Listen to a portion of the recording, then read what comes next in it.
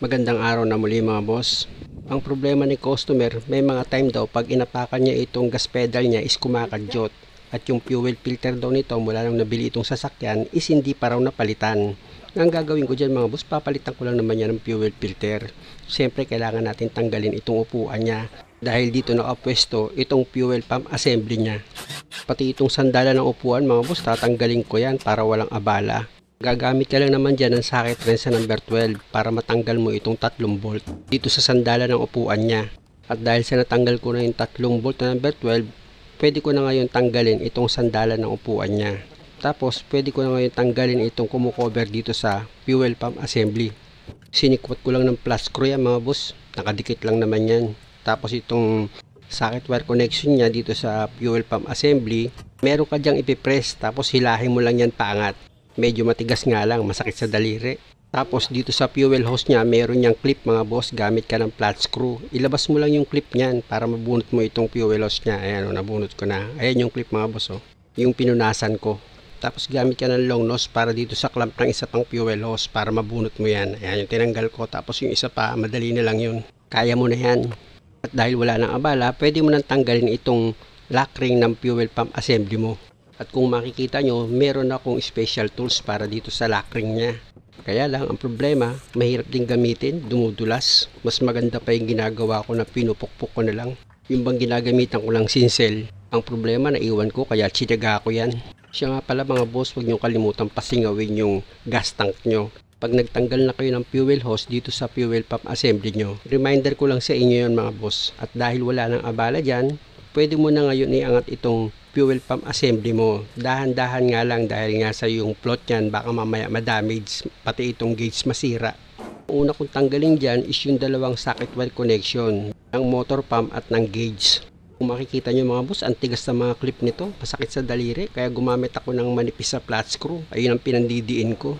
Kahit prenes ko na itong socket wire niya, talagang matigas hindi kaya ng power ko, kaya kung makikita nyo, flat screw ang pinandidiin ko dyan para mabunot ko itong socket wire niya. At nakita nyo naman mga boss, nabunot ko na itong dalawang socket wire niya. Kaya dito naman ako sa fuel gauge. Gagamit ulit ako dyan ng manipis sa flat screw. Ililis ko ito, naglalak dito sa fuel gauge, sabay itulak ko pataas itong pinaka gauge niya mismo, diba, tanggal na siya. Tapos isusunod ko naman dyan is itong C-clip niya dito sa compression spring niya. Ayan yung tinuro ko mga boss. Gagamit ka dyan ng manipis din na flat screw. Sikwatin ko lang yan paangat para matanggal itong C-clip niya. Kung ganito naman yung fuel pump assembly nyo mga boss, hindi naman masyado mahirap gawin ito. Kung tutuusin nga, pwede i-shortcut yung trabaho. Direkta ka na dito sa fuel filter agad sa pagtanggal Kaya lang gusto ko rin kasi kahit papano magkaroon kayo ng idea. Pero pag dinirekta mo dito sa fuel filter niya, gamit yung flat screw, iangat mo itong clip niya. Dalawa yan mga boss. Yan yung naglalak dito sa fuel filter. At pag okay na, natanggal mo na sa pagkakaklip, pwede mo nang iangat itong fuel filter mo. Tapos gagamit ulit ako dyan ng manipis sa flat screw para masikwat ko itong mga clip niya na nakakapit dito sa fuel filter para matanggal mo sa pagkakalak itong fuel pump filter niya. Basta pag sinisikwat nyo gamit itong flat screw, alalay lang, dahan-dahan bigla lang. Tapos tanggal ko na itong strainer niya, tapos hugutin nyo lang itong fuel pump. Yung wire niyan mga boss, i-press nyo lang para mahugot nyo, diba? Tanggal na rin yung wire niya. At yung o-ring ng fuel pump mga boss, i-check nyo baka malaglag. Siya nga pala mga boss, ang ginamit kong panlinis dito sa fuel pump reservoir niya is gasolina lang. Dapat malinis itong fuel pump reservoir mo bago mo ilagay itong bagong fuel filter. Tapos sikwatin mo lang yung plastic clip dito sa ibabaw ng fuel filter. Tsaka mo isunod sa tatanggalin itong fuel regulator niya. Hugutin nyo lang yan mga boss. Ang ginawa ko dyan, nahugot ko para hindi ko ma-misplace. Pinugasan ko lang yan ng gasolina tapos isinaksa ko na agad yan dito sa bagong fuel filter. Ganun lang. At dahil okay na yan, ilagay ko naman dito sa ibabaw yung retainer clip niya. Idiin nyo lang yan dito sa ibabaw ng filter, maglalak na yan. Kung makikita nyo itong hose mga boss, hinugot ko lang yan, pero hiniwa ko ng blade yan, kaya madali ko yung natanggal. Actually, mahigpit yan Tapos, yung bagong fuel filter, yung pinaka-hose niya mga boss, ang ginawa ko doon is ininit ko. Tsaka ko isinalpak. Ayan mga boss ininit ko yan, yung dulo. Kung hanggang saan papasok siya, hanggang doon din yung iinitan mo. Ang problema, habang nilalagay ko yan, nag-overheat naman itong cellphone ko. Kaya pasensya na shortcut tuloy yung trabaho. Same procedure lang naman ang paggawa kung paano nyo tinanggal yung fuel pump dito sa filter at yung strainer niya, ganun nyo rin siya ibabalik. At pag nabuo nyo na, tsaka nyo ngayon ilalagay itong fuel filter dito sa loob ng fuel pump reservoir nyo. At pag okay na, pwede mo nang ilagay itong socket wire connection niya dito sa fuel pump motor. Tapos pwede mo nang iduktong itong head or mounting ng fuel pump assembly mo dito sa fuel pump reservoir. At yung C-clip, huwag mong kalimutang ilagay. Dito yan nakapwesto sa compression spring mo. Tapos itong floater gauge niya, pwede mo na rin yan ibalik. Itapat mo lang yan sa guide niya, tsaka mo idiin. Tapos gamit yung flat screw, ilis mo yung lock niya, tsaka mo itulak pababa itong gauge. Maglalak na yan. Malalaman mo naman kasi pag nag-lock yun, tutunog. Pero pag hindi mo narinig, bili ka ng Johnson valves. Joke lang yun. Dahil okay na yan mga boss, pwede mo nang ilagay itong dalawang socket wire niya. Siguraduhin mo lang na maayos yung pagkakalapat nitong mga socket wire mo mga boss ha. Hindi pwedeng hindi ka sigurado dyan. Mag-uulit ka ng trabaho. Pati itong clip dito sa filter, siguraduhin mong nakakabit maigi yan. Alam niyo mga customer, yung lagi kong paalala sa inyo, ang tawag dyan pag-ibig mo sa kapwa mo tao para hindi siya magkamali. Hindi mo kasi masasabing iniibig mo ang Diyos kung yung kapwa mo na nakikita mo is hindi mo maibig. Yung magbigay ka ng warning sa kapwa mo tao para hindi sila maloko. Pag-ibig tawag dun. Ilagay ko na itong fuel pump assembly niya mga boss ano. Siguraduhin nyo lang na maayos yung pagkakalapat ng fuel pump assembly nyo at same position. May tanda ako dyan mga boss. Yan yung tinuro ng daliri ko. Tignan nyo, di ba? Pag nailapat nyo na itong fuel pump assembly nyo mga bossing, pwede nyo nang ilagay itong lock ring nya. Na dapat nakadiin ka dito sa fuel pump assembly mo habang itong lock ring naman is pinipihit mo siya para humigpit.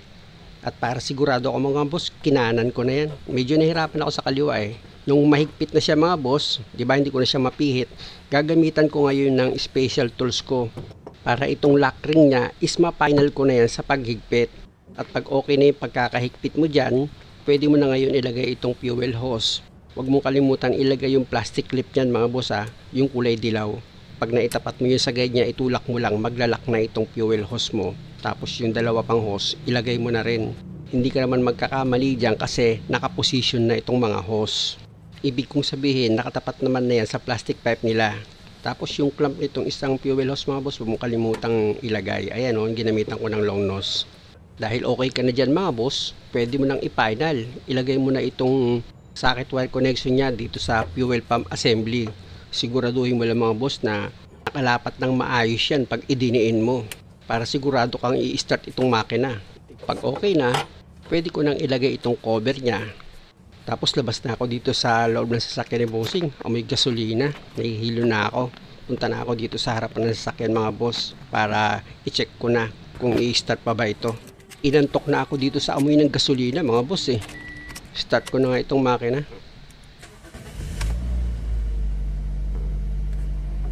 Yun, umandar na mga boss. Pasensya na kayo mga boss nang mag-road test kami, hindi ko na binidyo. Inaantok na ako eh. Nang kinalas ko kasi itong fuel pump assembly mga boss, nakita nyo naman di ba? Naka full tank itong tangke niya. Kaya ang lakas nung singaw eh. Doon pa lang nahilo na agad ako eh. Ito ang kapalit, antok. At kung makikita nyo itong idle niya mga boss oh, okay na yan.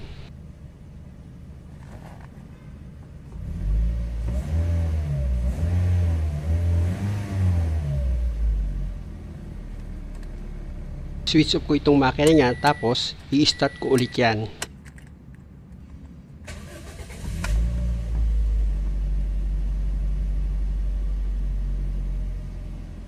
At dahil okay na ito mga boss, muli maraming salamat sa panonood. Sana kahit papaano nakakuha kayo ng idea.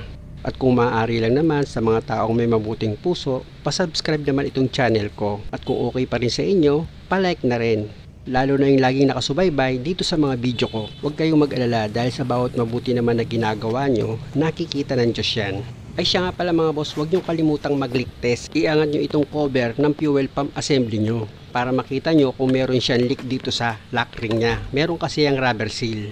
Pwede kasi na pag hindi maayos yung pagkakahigpit nyo dito sa lock ring, magkaroon ng leak dito sa rubber seal nya. Kaya pag nag-start pa lang kayo ng sasakyan nyo, halimbawa nagpalit kayo ng fuel pump or fuel filter, i-check nyo agad dito sa fuel pump assembly nyo itong lock ring nya kung meron tagas ng gasolina. At kung okay naman, siguraduhin nyo maayos yung pagkakalapat ng cover ng fuel pump assembly nyo. Ganun lang mga boss at maraming salamat sa inyong lahat.